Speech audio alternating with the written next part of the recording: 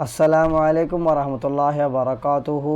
அன்பான தமிழ் சொந்தங்களுக்கு அல்லாஹ்வுடைய சாந்தியும் சமாதானமும் என்றென்றும் நிலவட்டுமாக வேண்டி இன்ஷா அல்லாஹ் இன்று நாம் புகாரியின் 5700 ஹதீஸினை பார்ப்போம்.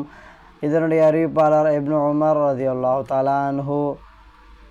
இந்த ஹதீஸ் பிரகாரம் நபிகள் நாயகம் ஸல்லல்லாஹு அலைஹி வஸல்லம் அவர்கள் கூறுவதெனவென்றால், நீங்கள் ஒவ்வொருவரும் பொறுப்பாளியே, நீங்கள் ஒவ்வொருவரும் அவரவர் பொறுப்பு சம்பந்தமாக விசாரிக்கப்படுவீர்கள் மறுமை நாளில்.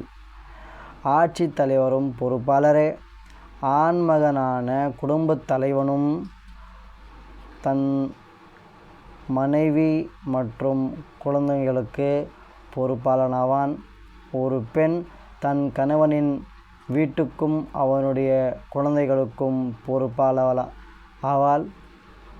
ஆக நீங்கள் ஒவ்வொருவரும் பொறுப்பாளரே. நீங்கள் ஒவ்வொருவரும் தத்தமது பொறுப்பு குறித்து மறுமையில் விசாரிக்கப்படுவீர்கள். இன்ஷா அல்லாஹ் இந்த விஷயத்தை நாம் உணர்ந்து நம்முடைய வாழ்க்கை முறையை மாற்றுவோம் அல்லாஹ்விற்காக. இன்ஷா அல்லாஹ் தஆலா. அஸ்ஸலாமு அலைக்கும் வரஹ்மத்துல்லாஹி வபரகாத்துஹு.